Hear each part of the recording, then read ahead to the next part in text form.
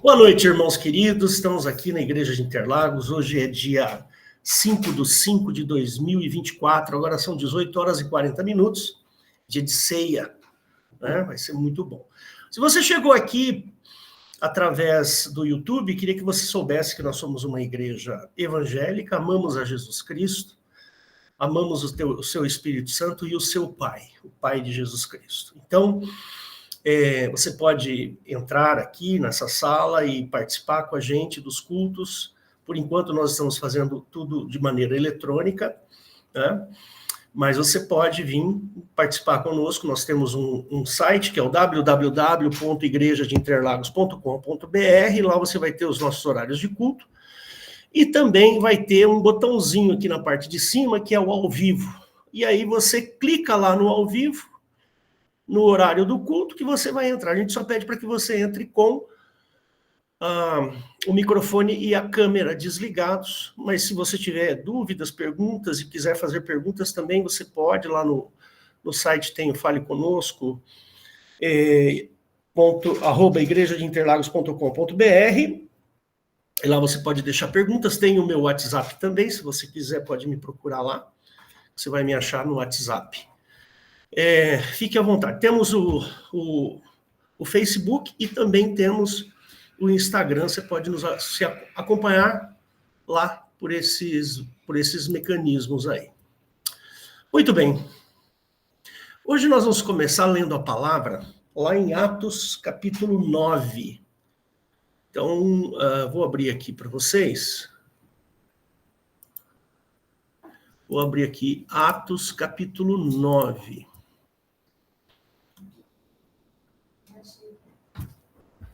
Maravilha.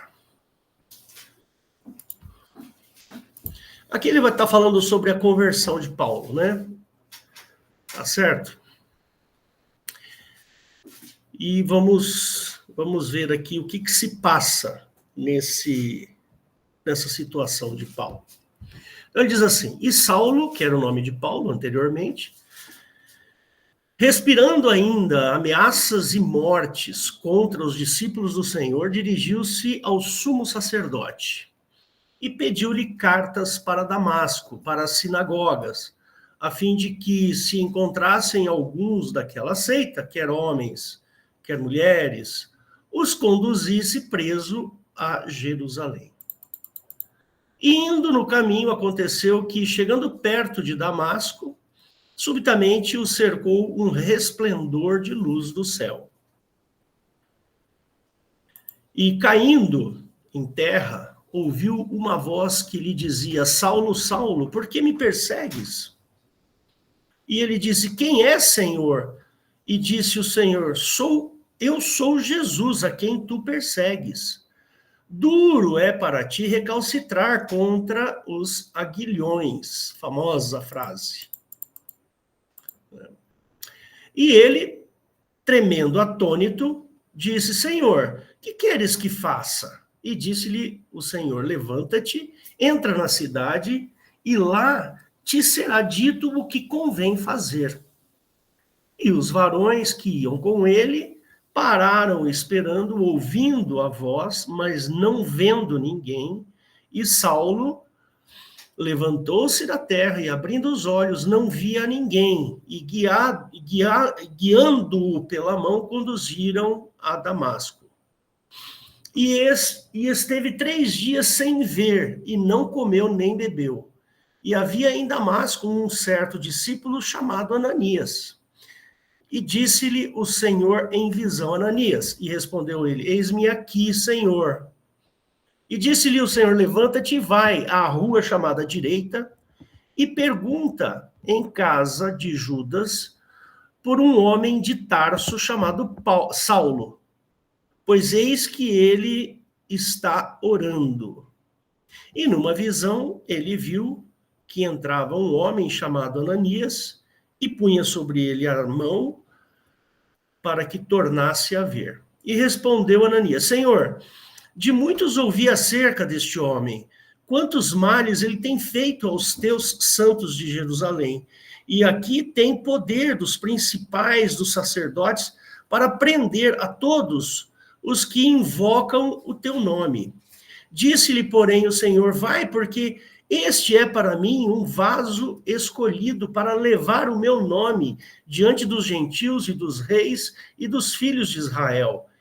E eu lhe mostrarei quanto deve padecer pelo meu nome. E Ananias foi, entrou na casa, impondo-lhe as mãos, disse, irmão Saulo, o Senhor Jesus, que te apareceu no caminho por onde vinhas, me enviou para que tornes a ver e sejas cheio do Espírito Santo. E logo caíram dos olhos como umas escamas, e recuperou a vista, e levantando-se, foi batizado. Então tá aí a conversão de Saulo, né? Saulo precisou tomar uma chacoalhada, né? Uma bela de uma chacoalhada. Teve que ficar cego, porque isso é uma alusão à cegueira espiritual, né?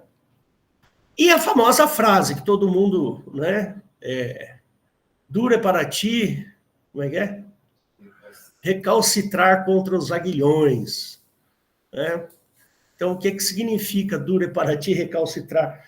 É mais ou menos assim, Saulo, para de dar murro em ponta de faca. É isso que ele está dizendo. É difícil ficar dando murro em ponta de faca. É isso que ele está dizendo aqui. Dura para ti recalcitrar contra os aguilhões. Mas estamos aqui para falar de família. Mas por que você leu esse texto? Eu li esse texto porque tem umas coisinhas aqui que eu quero levantar com vocês que são muito importantes na nossa vida diária, no nosso cotidiano. Nós precisamos levar em consideração algumas coisas para que a gente possa viver bem em família. A nossa família é tudo que a gente tem. A coisa mais importante que existe para o ser humano é a família.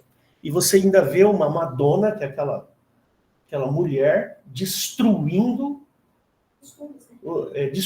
os costumes num show que ela fez. Sabe a Madonna? Uma cantora americana, mexicana. E ela fez coisas no palco que não dá para falar. Não dá para falar e não dá para ver, inclusive. Dá vergonha de saber o que aconteceu. Dá vergonha de saber, exatamente. Coisas assim. Sim, não é mocinha, não. Ah, ela é mais velha que eu. Mais de 60.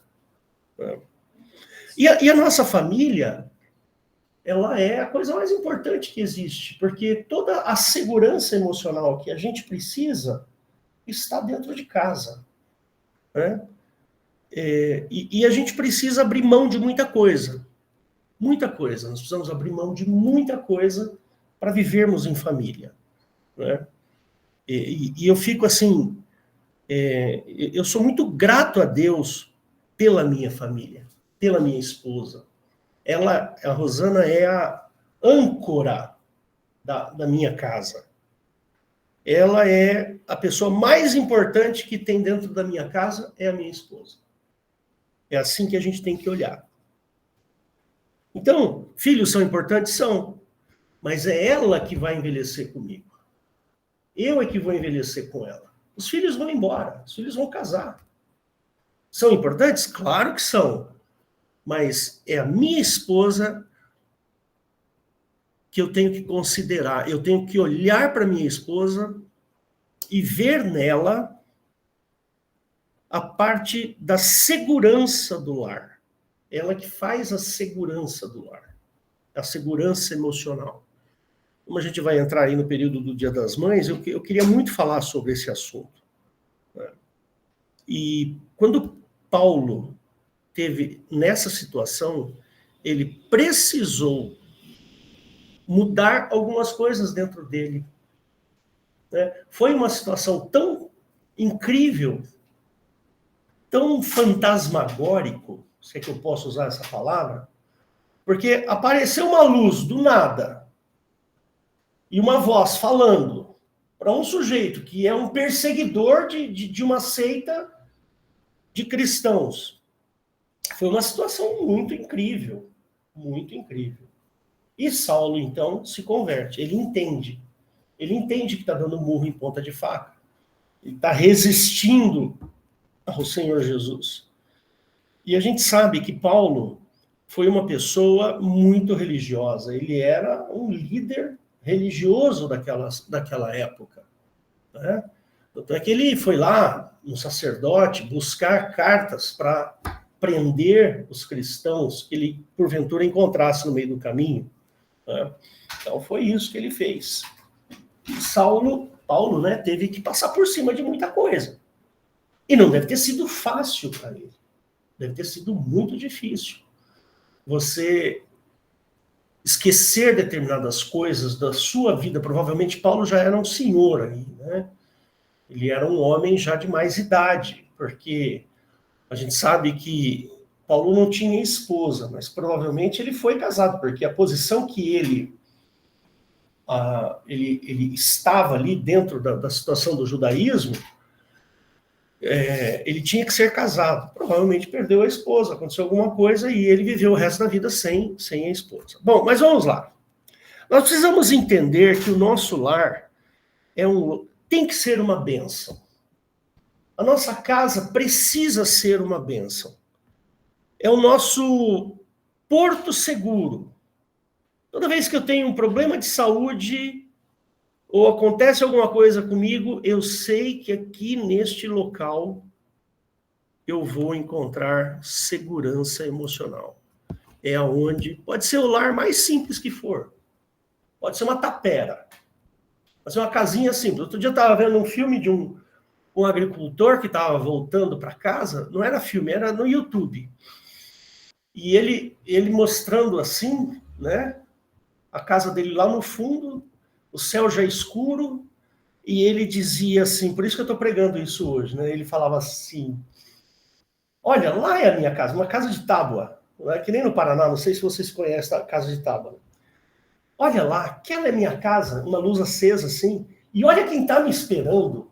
A minha esposa está esperando, já está quase noite, ó, falando com orgulho, com alegria, voltando para casa, sabe? Uma coisa bonita de se ver, sabe? Um negócio bacana até. E a gente aqui em casa, a gente sempre fez isso, quando a gente tinha as crianças pequenas. Para quem não sabe, que estiver assistindo a gravação, eu tenho 3 filhos. O Daniel mais velho, a Raquel do meio e a Esther menor. Todos já são adultos, né? Já são profissionais já. E a gente sempre, quando chegava em casa, a gente sempre elogiava o lar, sabe? Não é, Rosana? A gente chegava, abria a porta com as crianças, ai, como é bom chegar em casa. Ai, que lugar gostoso. Olha o ventinho fresco que tem essa casa, né, Rosana? Lembra? E eles cresceram ouvindo isso da gente. Por quê? Porque eles precisam ter segurança, uma criança precisa sentir segurança. Ela precisa se sentir amada e segura, né? Então, o que a gente precisa entender? Que um casamento, que uma união, é a junção de 2 pessoas para a formação de uma família. E quando a gente casa, a gente precisa deixar muita coisa de lado. Muito dos hábitos, dos pensamentos, das coisas que a gente pensa, daquilo que a gente planeja, a gente tem que deixar de lado. Não dá para você, por exemplo, você casar e continuar sendo a mesma pessoa que antes. Isso não existe. Não é possível isso. Por quê? Porque agora você não é mais só você. É você e mais a sua família. Então eu não posso pegar e fazer qualquer coisa comigo que possa eventualmente desrespeitar a minha família. Então nós precisamos ter esses valores aqui na nossa cabeça, né? Se a gente fica inseguro dentro de casa, a nossa autoestima vai embora. Vai embora. Nós precisamos... A gente estava vendo aqui agora há pouco, eu e a Rosana, nós vimos lá uma mãe e uma garota aqui da Zona Sul de São Paulo que sumiram. Desapareceram. Foram para um lugar e sumiram as duas, a mãe e filha. A mãe jovem, né, Rosana? A mãe jovem. E uma garotinha, sei lá, os seus 11 anos, talvez, não é? 11 anos. Desapareceram, sumiram. Mas a garota se vestida, maquiada, de uma maneira sensual. Uma garota de 11 anos com maquiagem sensual. Irmãos, a gente precisa entender que o que a gente faz na nossa vida reflete nos nossos filhos. Então, tudo que o Hélio faz, tudo que a Rosana faz, vai refletir nos nossos filhos. Agora já estão tudo grande, né? Mas quando eram pequenos, a gente pensava 2 vezes antes de falar qualquer coisa. Por quê? Para não causar um impacto negativo. Sabe aquela história assim, fala que o papai não tá. Toca o telefone, não quero conversar com as pessoas. Fala que o papai não tá. Você está ensinando para o seu filho a mentir. E o pai da mentira, quem que é? Tem um nome, né? Chama diabo.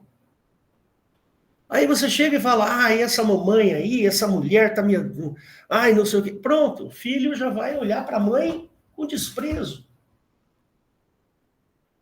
Então, queridos, nós precisamos entender que a nossa casa é o reflexo daquilo que nós somos. O que os meus filhos fazem, como eles são, é reflexo de mim e da Rosana. Percebe?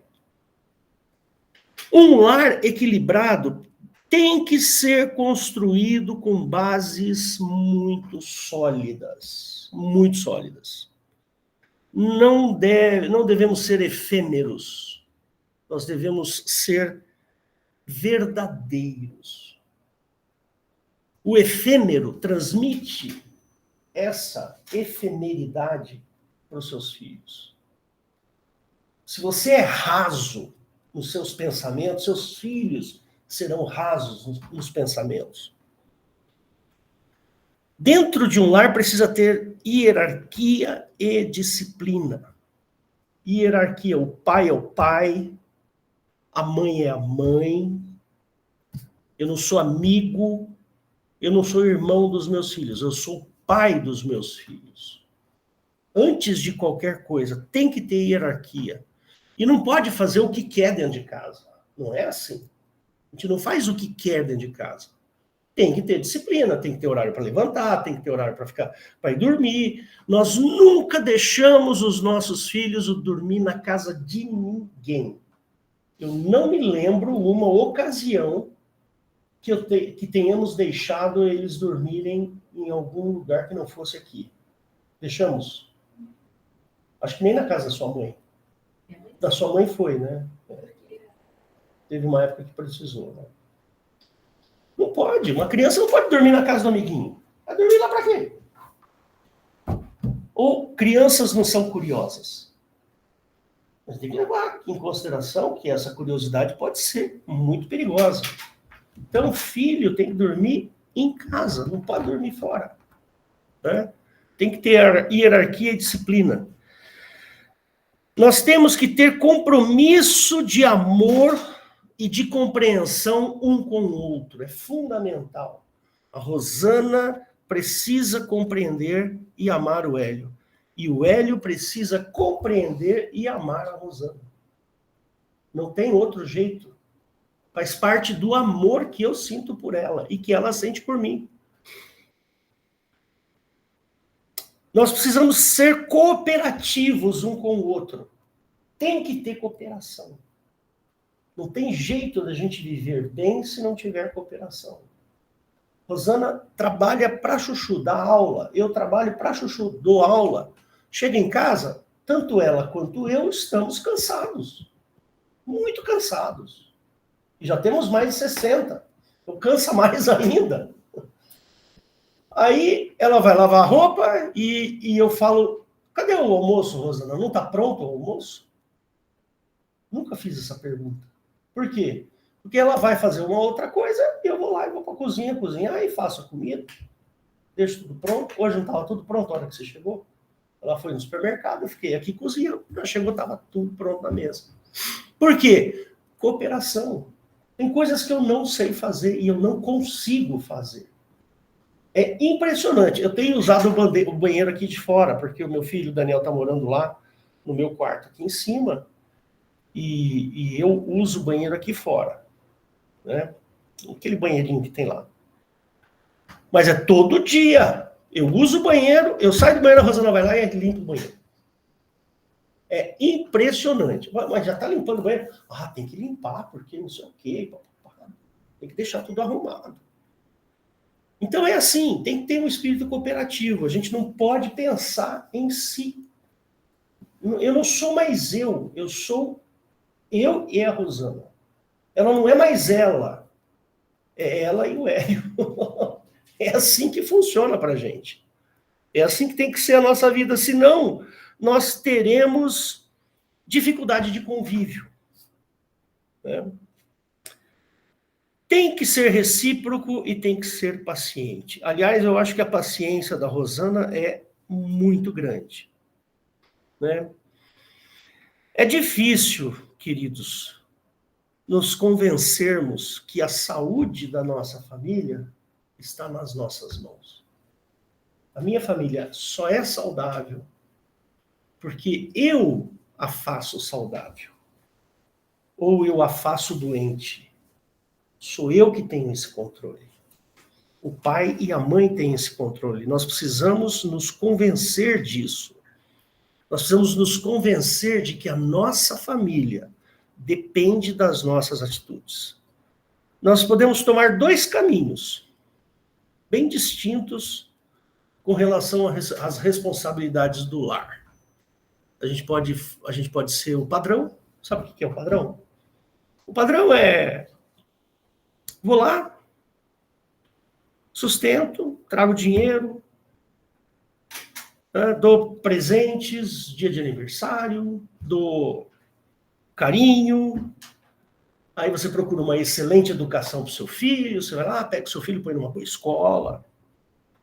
Frequentamos os melhores ambientes possíveis, alimentamos, damos bastante vitamina para os nossos filhos, para que eles não adoeçam. Né? E a gente acha que está certo. Não estou dizendo que está errado.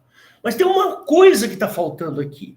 O mais importante do que tudo isso que a gente acabou de ver. Isso tudo que eu falei é importante, mas a gente precisa fazer aquilo que realmente importa, que é inserir os nossos familiares no plano de Deus.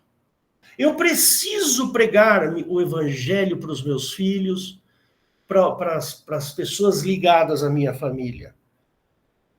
O nosso Pai Celestial, nosso Pai, o Pai de Jesus, ele quer famílias. Ele quer famílias. Então nós preciso pegar o Daniel, a Raquel, a Esther e trazê-los para o contexto da família de Jesus. Percebe? E isso, graças a Deus, nós conseguimos. Vamos ler Atos 16, verso 31. Eu separei aqui.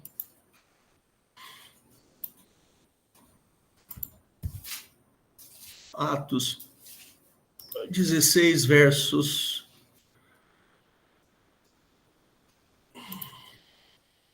Versículo conhecido para Chuchu. E eles disseram: crê no Senhor Jesus Cristo e será salvo tu e tua casa. É muito simples esse versículo. Você quer que a tua casa seja salva? Que a tua casa esteja inserida no contexto de Deus? Comece por você. É você, papai, mamãe, marido e esposa, que necessita crer no Senhor Jesus para que a sua casa seja equilibrada. Porque não adianta você... Os tolos também dão sustento, os tolos também dão presentes, os tolos também frequentam os melhores lugares, os tolos também dão uma boa educação para os filhos, alimenta, mas isso não é o suficiente, isso é um pedaço do negócio. É uma parte da caminhada. Nós precisamos ter o nosso lar equilibrado. E se o Senhor Jesus estiver aqui dentro, aí sim, aí nós teremos um lar equilibrado. Onde reside a maturidade espiritual? Aonde que reside essa maturidade que a gente pode, que a gente está buscando? Ela está em que lugar? Aonde que está a maturidade emocional? Em que lugar que está essa maturidade? É aqui dentro da nossa casa. É dentro do nosso lar. É aqui que está a maturidade espiritual e a maturidade emocional. É aqui dentro do nosso lar.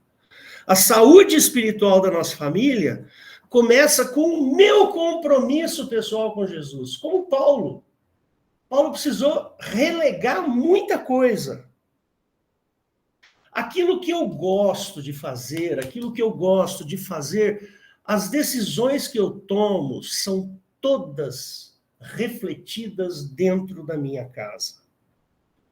A maneira como eu penso, como eu ajo, isso reflete dentro do nosso lar. Então, num casamento, a individualidade foi para o espaço, não é? Eu não sou mais eu sou eu mais Rosana. Rosana não é só ela, é ela mais Hélio. Né? Então eu preciso tomar cuidado com o que eu penso. Por quê? Porque se eu pensar de maneira errada, eu vou transmitir esse meu pensamento para os meus filhos. E tá assim, ó, de lar cristão, com filhos cheios de problemas. Assim de lar cristão. Por quê? Porque o pai ou a mãe não estão muito interessados no Senhor Jesus. Eles estão mais interessados em si mesmos. Como a própria Eliette leu no começo, amantes de si mesmo. Eu não posso pensar só em mim. Eu tenho que pensar do que eu estou fazendo, o que eu estou pensando vai refletir nos meus filhos.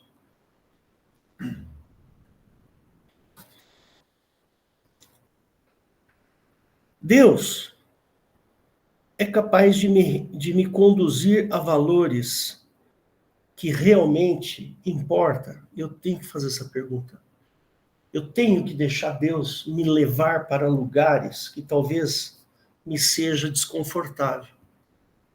Eu preciso deixar que Deus forme o meu raciocínio. Eu preciso deixar que o Espírito Santo venha até mim e modifique os meus pensamentos. Porque o que eu penso, o que eu vejo, o que eu tenho como valor, isso que vai ficar na cabeça dos nossos filhos. Paulo chegou a uma dura conclusão. Ele teve que jogar as cartas que ele foi buscar lá, ele teve que jogar fora aquelas cartas. Por quê? Porque ele mudou tudo que ele pensava, tudo que ele tinha como valor. Naquele momento, Paulo teve que jogar fora. Né?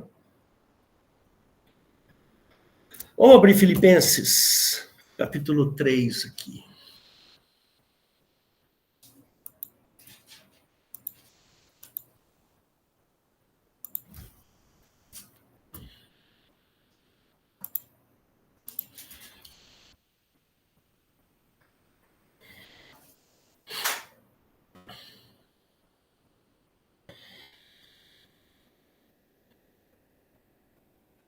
Então ele fala assim: resta, irmãos meus, que vos regozijeis no Senhor, tenha alegria no Senhor. Não me aborreço de escrever-vos as mesmas coisas, e é segurança para vós. Guardai-vos dos cães, guardai-vos dos maus obreiros, guardai-vos da circuncisão, porque a circuncisão somos nós, que servimos a Deus no Espírito, e nos gloriamos em Jesus Cristo, e não confiamos na carne, ainda que também podia confiar na carne, se algum Outro cuida que pode confiar na carne, ainda mais eu, circuncidado ao 8º dia, da linhagem de Israel, da tribo de Benjamim, hebreu de hebreus, segundo a lei fui fariseu, segundo o zelo perseguidor da igreja, segundo a justiça que há na lei irrepreensível, olha só. Mas o que era para mim ganho, reputei-o perda por Cristo. E na verdade tenho por perda todas estas coisas, todas as coisas, pela excelência do conhecimento de Jesus, de Cristo Jesus, meu Senhor, pelo qual sofri a perda de todas estas coisas e as considero como esterco, para que possa ganhar a Cristo e seja achado nele, não tendo a minha justiça que vem da lei, mas a que vem pela fé em Cristo, a saber, a justiça que vem de Deus pela fé, para conhecê-lo e a virtude da sua ressurreição e a comunicação de suas aflições, sendo feito conforme a sua morte, para ver se de alguma maneira eu possa chegar à ressurreição dos mortos. Está aí. Nós temos que entender que nós vamos perder coisas. Além de perder, nós precisamos considerá-las como sendo desnecessárias. Essas coisas que a gente vai perder. São desnecessários. São como esterco. Então fica aqui um convite. Né? Nós precisamos entrar nesse clima. Nós precisamos ter o mesmo sentimento que o Senhor Jesus teve. Nós precisamos participar ativamente do corpo de Cristo, que é a igreja. Nós precisamos conviver e compartilhar os problemas e as alegrias uns dos outros.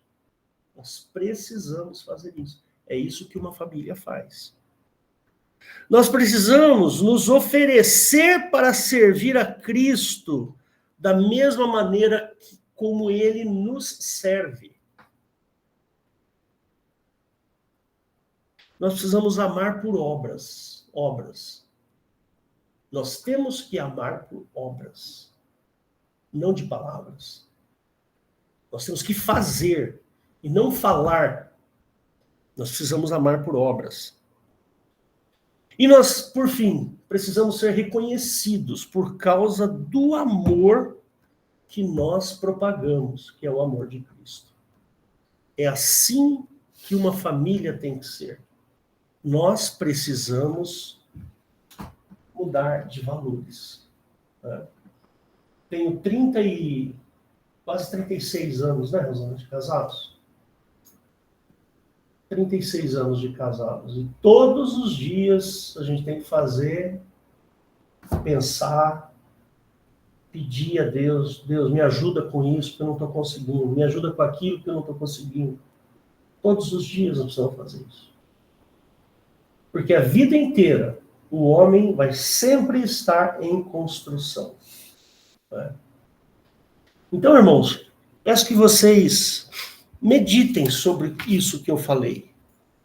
Que essa mensagem ela não seja simplesmente uma pregação de domingo, mas que possa ser algo prático, algo da vida. Mudar pequenas coisas todos os dias para que a gente possa mudar grandes coisas no futuro. Percebe? Todo dia a gente tem que mudar alguma coisa em nós. Preciso olhar para dentro do Hélio e falar assim, Hélio, o que você tem que mudar hoje? Hoje você precisa melhorar nisso, hoje você precisa melhorar naquilo. E aí sim, aí nós vamos ter uma família equilibrada, um lar equilibrado, um lar seguro, que é a coisa mais importante que tem, é termos um lar seguro. Tá? Amém, irmãos? Então, vamos orar, vamos pedir para que Deus mude o nosso coração, mude a nossa forma de enxergar as coisas. Tá? Senhor Jesus, nós te louvamos e te agradecemos por tudo que o Senhor tem nos dado, pelas bênçãos que o Senhor não retém, que o Senhor nos dá com alegria. E eu peço, Senhor, que essa mensagem possa chegar nos corações de quem precisa, e que ouça, e que tome atitude, e que modifique coisas dentro de si, para que o teu Espírito Santo, possa reinar em nossas vidas. Peço, meu Pai querido, meu Pai celestial, que o Senhor nos livre do mal, e nos livre deste mundo, e nos abençoe, em nome de Jesus. Amém. Amém, irmãos. Então, vamos passar para a Santa Ceia. Deixa eu só desligar aqui, terminar a gravação.